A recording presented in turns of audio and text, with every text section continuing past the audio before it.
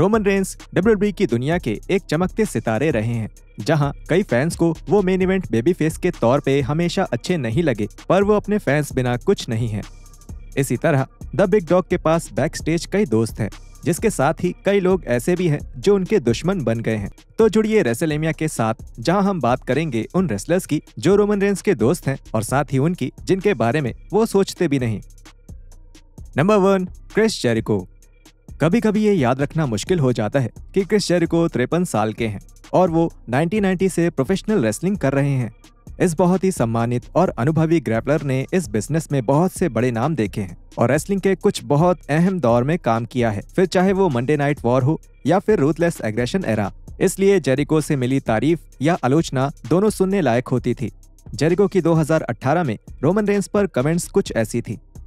बेशक एक ऐसा पॉइंट आता है जब आप लोगों को सही दिशा में ले जाना चाहते हैं, और चाहे जो भी वजह रही हो, रोमन रेंस को बू करना उतना ही कूल था जितना कि जॉन सीना को बू करना कूल था, जितना कि द रॉक को बू करना कूल था। पर पता है क्या, ये लोग इतने अच्छे हैं कि अगर आप रेसलिंग फैन हैं तो रोमन रेंस पूरी कंपनी में सबसे अच्छा रेसलर है। मैं ये इसलिए बता रहा हूँ क्योंकि अगर लोगों को उसमें दिलचस्पी है जो आप कर रहे हैं, फिर चाहे वो आपको बू कर रहे हो या चीयर कर रहे हो, वो इन सब के बावजूद भी आपको देखने के लिए पैसे देंगे।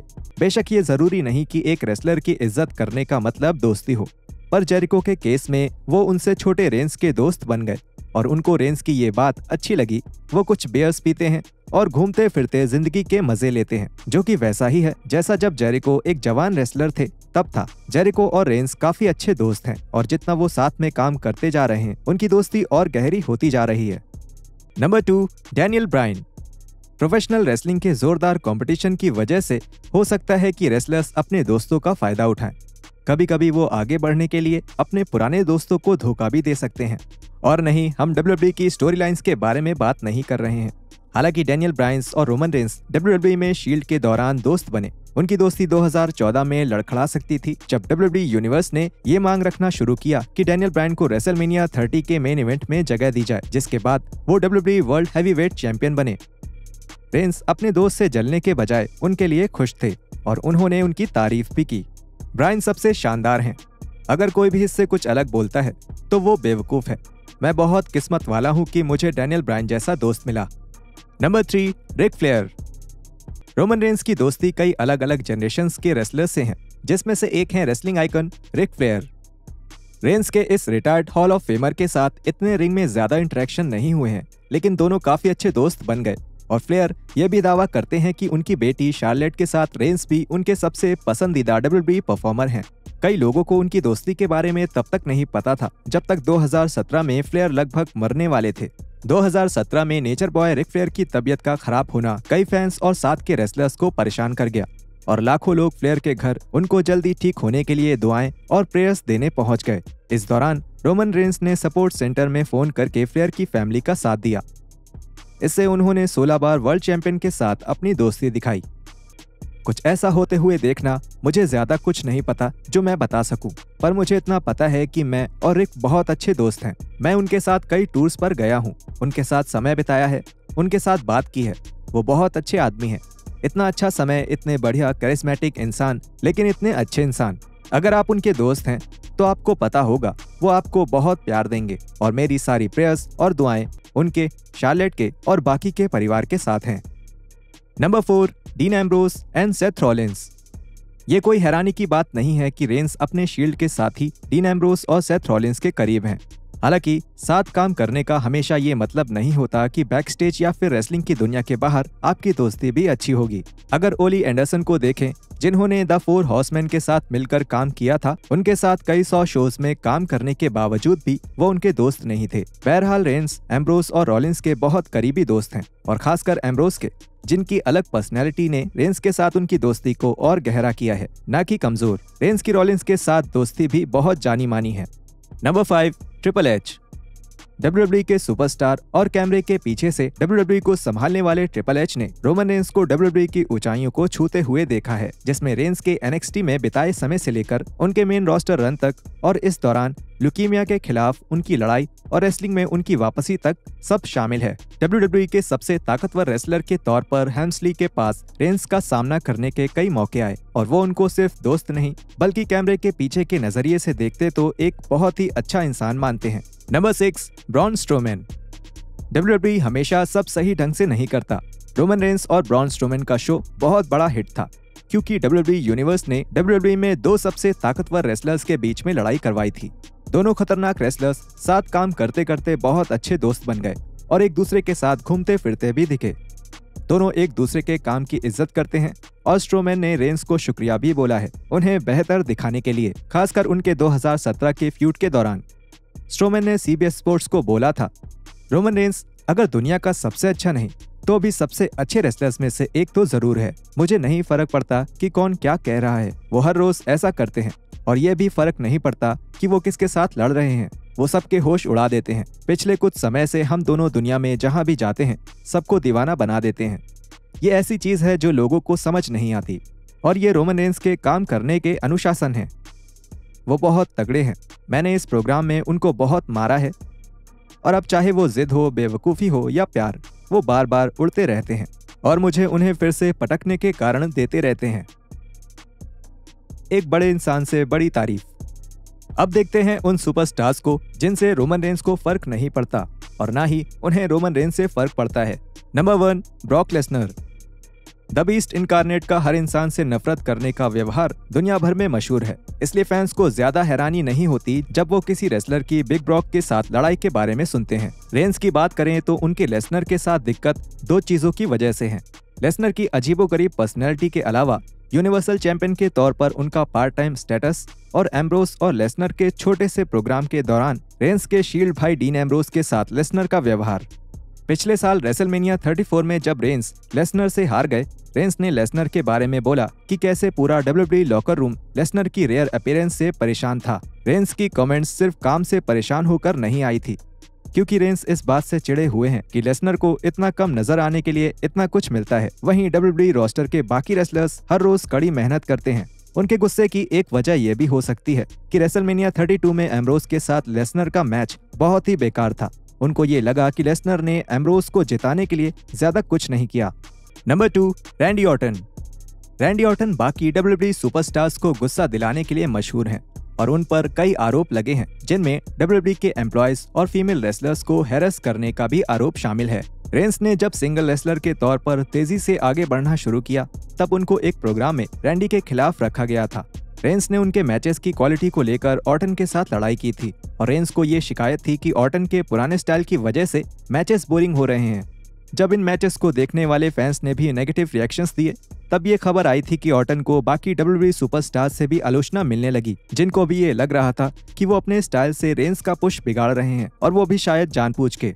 रेंस और ऑर्टन के झगड़े की शुरुआत शायद तब से ही हो गई थी जब WWE में शील्ड के शुरुआत के दिन थे, जहां रेंस और ऑर्टन के बीच एक स्पॉट को लेकर खतरनाक बहस हुई और पुराने WWE राइटर कोर्ट बावर ने कहा कि शील्ड अपने गिमिक को कुछ ज्यादा ही सीरियसली ले रहे थे। हालांकि ये माना जा रहा था कि दोनों ने अपने बीच की दिक्कतों को सुलझा लिया है। ऑर्टन रेंस के दोस्तों के ग्रुप में शायद कभी नहीं होंगे। Number 3, Kenny Omega. Internet wrestling community को कई बार इंडी मेगा स्टार्स के फैंस जैसे कि यंग बक्स या कोडी रोड्स को WWE सुपरस्टार्स के साथ कंपेयर करने में मुश्किल होती है, कि जो कि आमतौर पर कहीं ज्यादा दर्शकों को आकर्षित करते हैं। फिर भी हम बुलेट क्लब मेंबर जैसे केनी ओमेगा की लोकप्रियता को नकार नहीं सकते, जब वो खुद अपनी मर्चेंडाइज बनाते हैं और ऑल इन जैसे शोज के साथ इंडी सीन को बदल देते हैं। इस सब के बावजूद ओमेगा, जो कि AEW के साथ हैं, वो रोमन रेंस के इतने चहीते नहीं हैं। जब रेंस ने अपने आप को पूरे बिजनेस में सबसे शानदार इन रिंग परफॉर्मर बताया, तब ओमेगा ने जवाब दिया, जो है सो है। और मैं समझता हूँ कि फैंस का एक प्रोडक्ट में इंटरेस्टेड होना मजेदार है। उनके ये कहने में मुझे कोई तकलीफ नहीं है, और खासकर तब जब असल बात बहुत ही ज्यादा अलग है। खुद के घोषित किए हुए बेस्ट बाउट मशीन ने रेंस की कमेंट्स को खारिज कर दिया और उन्होंने रेंस की मदद से अपने जापानीज ओपोनेंट हिरोशी तानाहाशी को उल्टा कॉम्प्लीमेंट दिया और रेंस के साथ उनकी तुलना कर दी। जब तानाहाशी का मैच खत्म होता है तो आप उसे तुरंत भूल जाते हैं। मुझे ऐसे मैचेस चाहिए जो हमेशा याद रहें, 24 घंटे से ज्यादा, एक हफ्ते से ज्यादा। आपको क्यों लगता है सब मुझे बेस्ट बाउट मशीन क्यों कहते हैं? इसलिए नहीं कि मैं रेसलिंग में सबसे बढ़िया एथलीट हूँ, ये इसलिए क्योंकि मैं भावनाएं लाता हूँ। और यादें बनाता हूँ, और क्योंकि तानाहाशी ऐसा कभी नहीं कर सकते, सच में तानाहाशी WWE में ही सही हैं। वो अगले रोमन रेंस बन सकते हैं। Number 4, Enzo Amore. Enzo Amore बहुत ही कैरिस्मेटिक रेसलर हैं जो जानते हैं कि अपने बढ़िया प्रोमोस के साथ फैंस का दिल कैसे जीता जा सकता है और हील के तौर पे माहौल कैसे गर्म किया जाता है। बदकिस्मती से उनको अपने अपमानजनक व्यवहार की वजह से बैक स्टेज ज्यादा झगड़े झेलने पड़े। खराब लॉकर रूम व्यवहार के कारण उनको बहुत आलोचनाएं मिली, क्योंकि वो तस्वीरों के लिए अपने दोस्तों को बैक स्टेज लेकर आ गए थे और घटिया हरकतें कर रहे थे। यूरोप के समर टूर के दौरान अपने साथी रेसलर्स के साथ अमोरे का व्यवहार बिगड़ता गया, जहां रिपोर्ट्स के मुताबिक रोमन रेंस ने उन्हें बस से उतार दिया था क्योंकि वो अपने सेल फोन पे जोर जोर से चीख रहे थे कि उन्होंने कितने पैसे कमाए हैं। हालांकि अमोरे ने WWE नेटवर्क को इस घटना के बारे में बताया कि ऐसा कुछ कभी नहीं हुआ था। अगर ऐसी बात है तो आपको मैं अगले शो में नहीं दिखना चाहिए था, है ना? मुझे पॉइंट ए से पॉइंट बी जाना है और उनको वो सारी सुविधाएं देनी होती हैं क्योंकि हम फॉर्च्यून 500 कंपनी के लिए काम करते हैं, तो ये नामुमकिन है कि मुझे बस से निकाल दिया गया हो। वो इतने बेवकूफ नहीं है और ना ही मैं। वो अपने सबसे बड़े स्टार को सुविधाएं ना देकर अपने आप को मुश्किल में नहीं डालेंगे। अगर मैं पॉइंट ए से पॉइंट बी तक बस में नहीं जाऊंगा तो कैसे जाऊंगा? आप मुझे किसी जगह से कैसे निकाल सकते हैं? आप मुझे उस जगह से भी नहीं निकाल सकते जहां मैं खुद नहीं रहना चाहता। हालांकि रेंस ने इस घटना के बारे में कुछ नहीं बोला, पर उन्होंने लॉकर रूम लीडर के तौर पर यह कहा कि मैं जो बोलता हूं वो मैं करता हूं। अगर मैंने एक बात बोल दी तो वो होगी। अगर तुम्हें गुस्सा झेलना पड़ा तो एक लॉकर रूम लीडर यही करता है, वो बाकी सब के लिए आवाज उठाता है। बहुत मुश्किल होता है जब कंपनी में इतने सारे खिलाड़ी हों। मैं अकेला इंसान नहीं हूँ जो खुल के बोल रहा हूँ, पर इस बिजनेस से पहले मैं जैसा इंसान हूँ, अगर कुछ गलत होगा तो मैं जरूर बोलूंगा। और आज जो मैं इंडस्ट्री में हूँ, मैं लॉकर रूम का लीडर हूँ। Number 5, Cody Rhodes. जहां ऑल एलीट रेसलिंग ने खुद को WWE का एक बड़ा अल्टरनेटिव बताया है, फैंस AEW और WWE के बीच में बहस की उम्मीद कर सकते हैं। हालांकि रोमन रेंस की कोडी रोड्स के साथ लड़ाई अमेरिकन नाइटमेयर के AEW में शामिल होने से बहुत पहले ही शुरू हो गई थी। WWE से निकलने के बाद कोडी ने रिंग ऑफ ऑनर और न्यू जापान में काफी बढ़िया प्रदर्शन किया और 2017 में अपनी तारीफ में बोला, मैं इस इंडस्ट्री में फैंस का सबसे चहीता रेसलर हूँ और अगर आप वो हैं जो इस टाइटल के लिए मेरे खिलाफ खड़े हैं तो आपको अच्छी तरह से पता है कि आप कौन हैं और मुझे अच्छी तरह से पता है कि तुम्हें क्या करना चाहिए। किस द रिंग। ये मानते हुए कि रेसलिंग में चीजें बढ़ा चढ़ाकर बोली जाती हैं, रोड्स की बातों को अनदेखा किया जा सकता था, पर रोमन रेंस ने उनकी बातों का बुरा मान लिया और यह भी बोला कि उन्होंने रेसलमेनिया को हेडलाइन किया था और उन्होंने ट्वीट किया, मुझे लिंक को क्लिक करके उसे देखने की भी जरूरत नहीं है। अगर उस शो ने 1 लाख से ज्यादा फैंस को अपनी तरफ नहीं खींचा तो वो बस बकवास कर रहे हैं। कोडी ने भी बिग डॉग की बात का जवाब दिया, मुझे लगता था कि टैक्टिकल वेस्ट बस फेल्ड ड्रग टेस्ट को छुपाने के लिए है। इस बात में कोई हैरानी नहीं होगी अगर ये बहस चलती रहे, क्योंकि रेंस रिंग में वापस आ चुके हैं और कोडी AEW का हिस्सा हैं, रिंग में भी और बैक स्टेज भी। तो दोस्तों, ये थे वो 6 रेसलर्स जो बिग डॉग के साथ दोस्त हैं और 5 ऐसे रेसलर्स जो उनके दुश्मन हैं। अपने कमेंट्स नीचे जरूर लिखें और अगर अभी तक सब्सक्राइब नहीं किया है तो सब्सक्राइब कर दीजिए। WWE में कौन से फिनिशिंग मूव है सबसे खतरनाक, जानने के लिए स्क्रीन पर दिख रही वीडियो पर क्लिक करें और हम मिलेंगे आपसे अगली वीडियो में ऐसे ही कुछ और रेसलिंग कंटेंट के साथ।